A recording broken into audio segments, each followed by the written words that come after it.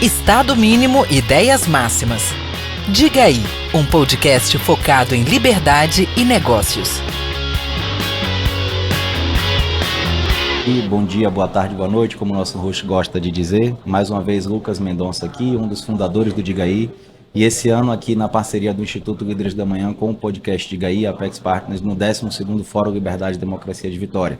Estamos aqui substituindo o Marcelo, que não pode estar presente, para colher aqui alguns depoimentos dos nossos participantes do fórum, dos palestrantes, né, e entender um pouco mais a visão deles a respeito do tema principal do fórum e de outros assuntos muito importantes. Aqui comigo está o Tito Kalinka, associado do Instituto Líderes da Manhã também, convidado aqui para dividir esse episódio comigo. E a gente vai entrevistar aqui agora nada mais, nada menos, ninguém menos que o Marcos Mendes, que é pesquisador associado em políticas públicas do INSPER, colunista da Folha de São Paulo, bacharel, mestre em economia pela USP, pela UNB e doutor pela USP. E eu vou parar aqui na leitura do currículo, que o nosso tempo de podcast é pouco, Marcos. Um prazer estar aqui com você. Acabamos de ouvir aqui agora um painel entre você, que foi conduzido por você e pelo Marcos Lisboa, né, falando a respeito de políticas públicas e reformas no Brasil. E aí eu queria já começar com uma pergunta, assim, para os nossos ouvintes que não estão aqui e acompanharam um pouco o painel. Por que é tão difícil a gente fazer reformas verdadeiramente estruturantes no país? Assim, quais são os principais desafios para isso? Fazer reformas é difícil em qualquer lugar do mundo, tá?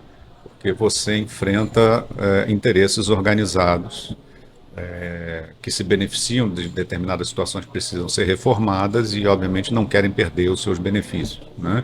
Então, é uma constatação da teoria de ciência política e da teoria econômica desde os anos 60, de que os interesses organizados conseguem bloquear reformas, né?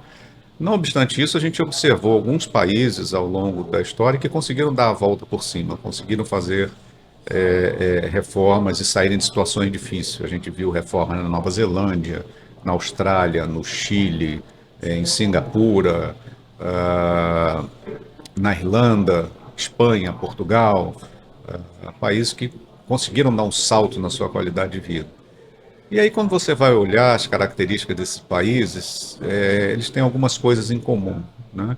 Em primeiro lugar, são países pequenos, que não têm mercado interno grande o suficiente, então eles precisam se virar para o exterior para ter escala, para produzir e gerar renda. Eles não podem contar só com aquela população local, precisam vender para o mundo inteiro. E para isso eles precisam ser competitivos, precisam ter um sistema judicial inteligível para o resto do mundo, precisam ter regras de comércio bem estabelecido, ambiente de negócio bem estabelecido.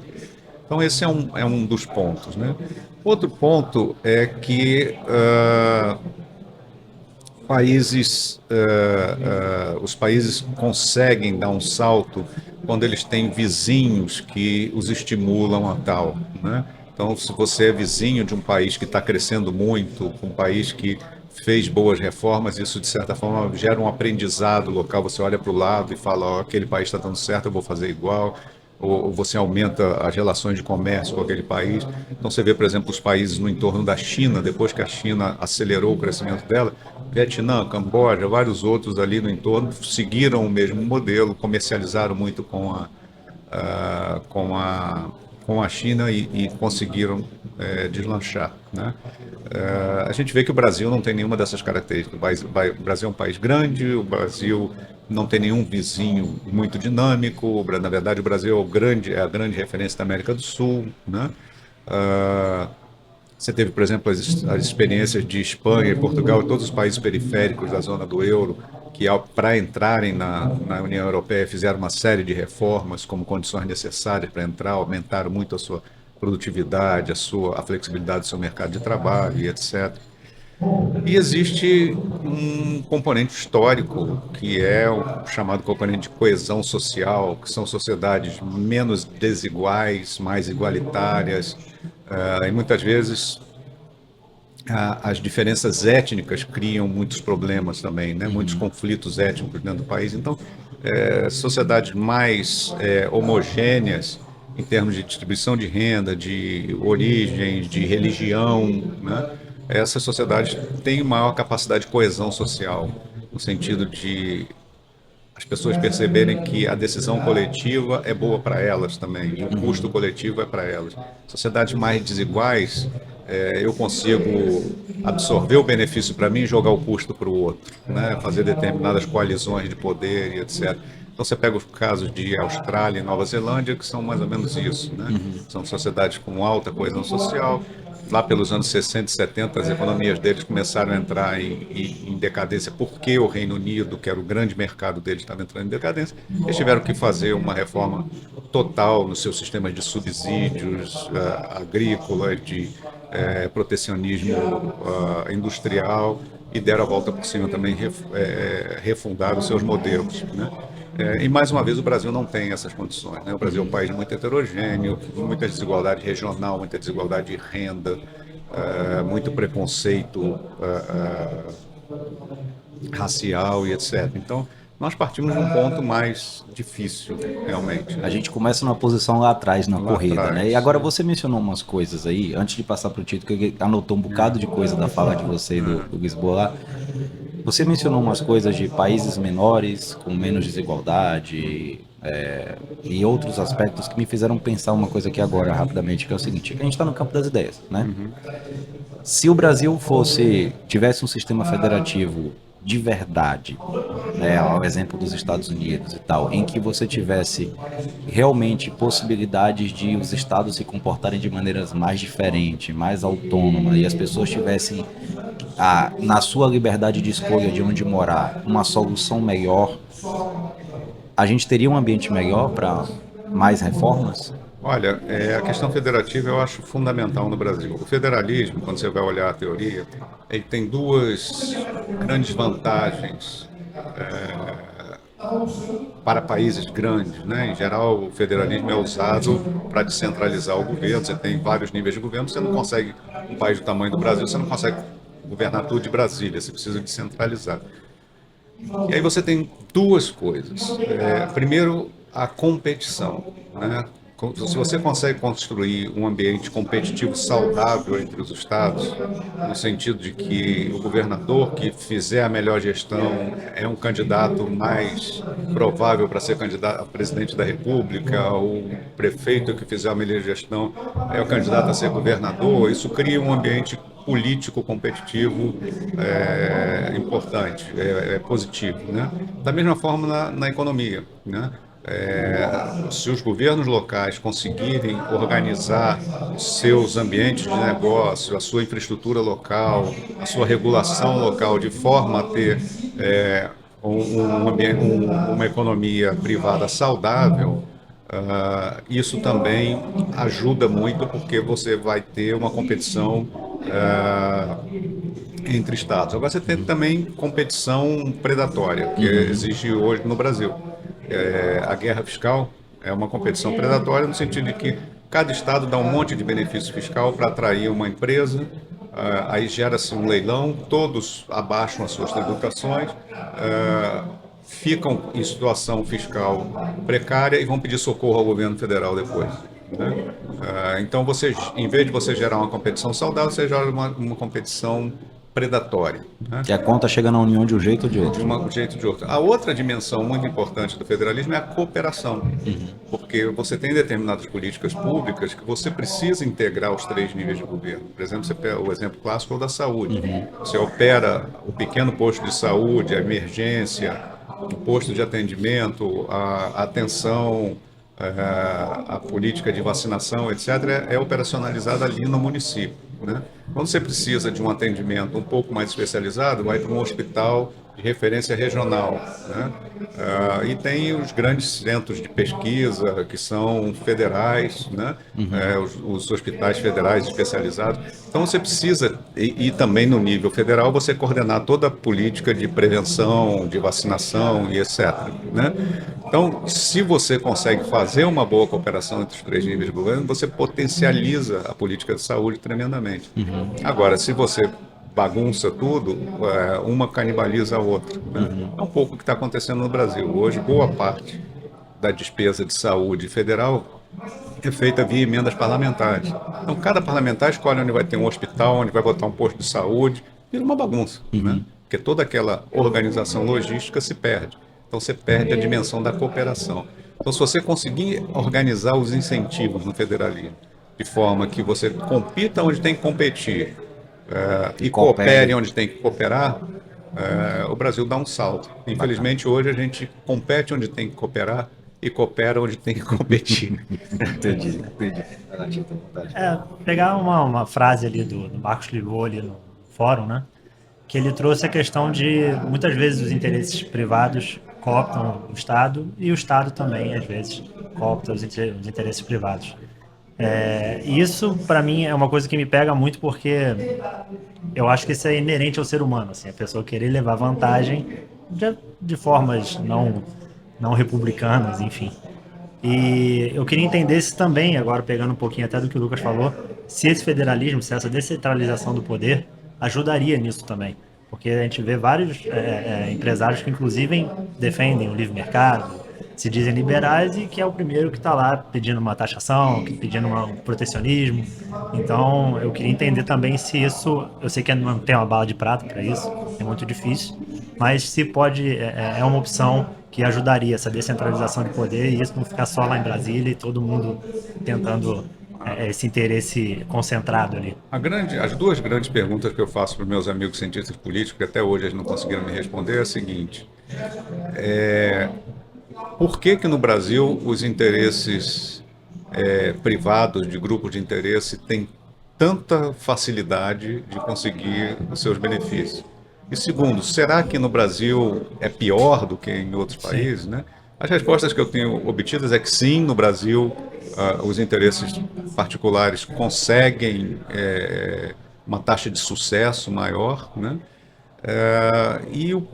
A pergunta do porquê, a gente tem caminhado para entender isso através do nosso sistema político eleitoral, tá? E aí vai lá para trás, de certa forma ligado ao federalismo, que a gente teve uma tradição no Brasil de poderes locais muito forte, desde a época dos coronéis, né? E na hora que você faz o governo central, você elege lideranças regionais que vêm para o poder central muito imbuídas de levar benefícios para as suas localidades, porque é o seu centro de poder, né? E a gente construiu um sistema eleitoral que facilita isso, né? Qual é a singularidade do sistema eleitoral brasileiro? A gente tem um regime presidencialista, e, portanto, você elege um presidente da República, e um sistema de eleição do Congresso, da Câmara dos Deputados, por voto proporcional. Isso não é comum. Em geral, você tem presidencialismo com voto majoritário no Congresso ou parlamentarismo com voto proporcional no Congresso. Nós temos presidencialismo com voto proporcional. Qual é o problema disso? O problema disso é que o voto proporcional ele tende a gerar mais partidos no Congresso. Quando você tem um voto majoritário para a Câmara, acaba acontecendo o que ocorre nos Estados Unidos, o que ocorre na Inglaterra, que você acaba tendo dois partidos que vão disputar naqueles diferentes distritos as eleições. Quando você tem, como no Brasil, um sistema proporcional, em que os distritos eleitorais são muito grandes, o distrito eleitoral é a cada estado, você permite a eleição de representantes de vários partidos, então você tem uma quantidade grande de partidos, e você permite a eleição de representantes de grupos de interesse. O exemplo que eu dou é sempre o exemplo do bombeiro. Se eu tivesse um distrito eleitoral pequeno, não haveria bombeiros suficientes naquele distrito eleitoral para eleger um representante dos bombeiros. Agora, se o meu distrito eleitoral é o estado inteiro, eu consigo juntar todos os bombeiros daquele estado e eleger um representante dos bombeiros que vai ficar lá na Câmara só querendo benefício para os bombeiros, né? Estou falando de bombeiro, mas pode ser o agronegócio, encaixa para qualquer etc. setor. Então, com esse nosso sistema, a gente tem duas consequências. Primeiro, o presidente da República é sempre minoritário no Congresso e o Congresso é sempre muito permeável a interesses corporativos e a interesses regionais, tá? E o Congresso não tem responsabilização nenhuma na arena pública sobre o aumento do desemprego, o aumento da inflação, a piora do PIB. Isso tudo cai nas costas do presidente da República. Então o Congresso o incentivo no Congresso é o quê? Obter benefício para o seu grupo de interesse, obter benefício para a sua base eleitoral. E isso tem custo fiscal, isso tem custo regulatório, né? Qualquer empresa que quer um monopólio, que quer uma garantia competitiva, consegue aprovar uma lei com facilidade no Congresso, garantindo a sua reserva de mercado, né? E isso acaba gerando uma trava ao nosso crescimento e gerando crises políticas, porque o presidente, para ter maioria no Congresso, aprovar leis, etc., ele precisa fazer coalizão com outros partidos que não o seu partido, né? Mas como esses partidos estão todos, digamos assim, movidos por interesses regionais e interesses particulares, essas coalizões são muito frágeis e o presidente tem que ficar fazendo concessão o tempo todo, né? Então a gente construiu um sistema político eleitoral que é bastante problemático desse ponto de vista. Então uma reforma política seria uma... Pois é, aí o raciocínio imediato é, então vamos fazer uma reforma política. Mas que reforma política? Reforma política não é uma coisa simples. Não basta eu mudar as regras formais para garantir que os partidos, os políticos vão mudar completamente os seus incentivos. Eu volto, por exemplo, da Austrália. Quando eu estava analisando as reformas na Austrália, em um determinado momento eles fizeram uma reforma que eles tinham um problema oposto ao nosso. Eles queriam sair do bipartidarismo, eles queriam ter 3, 4 partidos para diversificar a representação da sociedade. Fizeram uma reforma, o parlamento passou a ser representado por 3, 4 partidos, mas na prática eles faziam coalizões e atuavam na prática os dois. Aqui no Brasil a gente fez uma reforma, inclusive emenda apresentada pelo então senador Ferraço, junto com o senador Aécio Neves, que criou cláusula de barreira, cláusula de desempenho. O número de partidos está diminuindo, mas o que você vê é que dentro de cada partido as divisões são enormes e os incentivos continuam os mesmos. Você pega a União Brasil, aquilo não é um partido, aquilo é uma guerra civil. Tem gente até queimando a casa do outro. E uma coisa que eu vejo aqui no Brasil também, que assim, tem em vários lugares do mundo, é claro, mas acho que aqui acontece, pelo menos na minha visão ainda mais, é que assim, a imensa maioria não vota no partido, vota na pessoa. O voto, outra característica. Paixão, não, e é uma característica também do nosso sistema, que eu não mencionei, que é o chamado sistema de lista aberta, que você escolhe o candidato. Aí o que acontece? Na hora que vocês dois são candidatos a deputados pelo partido MDB, você não tem que se preocupar em apenas ter uma boa votação, você tem que se preocupar em ter uma votação melhor que a dele, para você ficar melhor e ter a vaga. Então, cada candidato a deputado tem uma campanha muito particularizada, individualizada, porque ele quer os votos para ele, não os votos para o partido dele, né? E com isso, você individualiza o financiamento de campanha, você abre mais uma brecha para interesses corporativos, porque o teu financiador de campanha vai exigir de você um desempenho lá a favor dele na Câmara, né? Então, aí a solução é a lista fechada. Pode ser a lista fechada, mas a lista fechada traz seus outros problemas também, que os críticos da lista fechada falam que você vai criar uma ditadura partidária, os líderes partidários vão mandar em tudo. Então, sempre tem dilemas, né? Sempre tem dilemas, não dá para fazer uma grande reforma política. Você tem que ir vendo onde está dando problema, testando novas soluções, né? Entendi. E aí, Marcos, assim, para a gente ir caminhando para encerramento, né, até para daqui a pouco o Marcos pega um voo, então a gente não pode correr o risco de perder o voo, senão o Instituto mata a gente. Diante de tudo que você falou aqui, fica uma pergunta, né? Você tem mais esperança pelo Brasil ou pelo Fluminense, para a gente encerrar? Que comparação difícil, rapaz. Quem está na situação pior? Não, o Fluminense às vezes está lá em cima, às vezes está lá embaixo, né? O Brasil é mais medíocre, no longo prazo. Às vezes o Fluminense é campeão, né? Às vezes o Fluminense ganha ainda, né? O Brasil está sempre na zona do rebaixamento. Marcos, muitíssimo obrigado pela sua participação. Eu queria agradecer também ao Tito aqui. Obrigado, mais uma vez agradecer ao podcast de GAI, ao Marcelo, ao Instituto Líderes da Manhã, à Apex, ao WorkS que está promovendo essa estrutura aqui para a gente gravar. Foi um prazer te ouvir e volte sempre ao Espírito Santo. Eu que agradeço, é um prazer estar aqui com vocês. Valeu, tchau, tchau.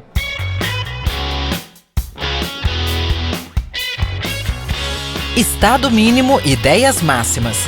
Diga aí, um podcast focado em liberdade e negócios.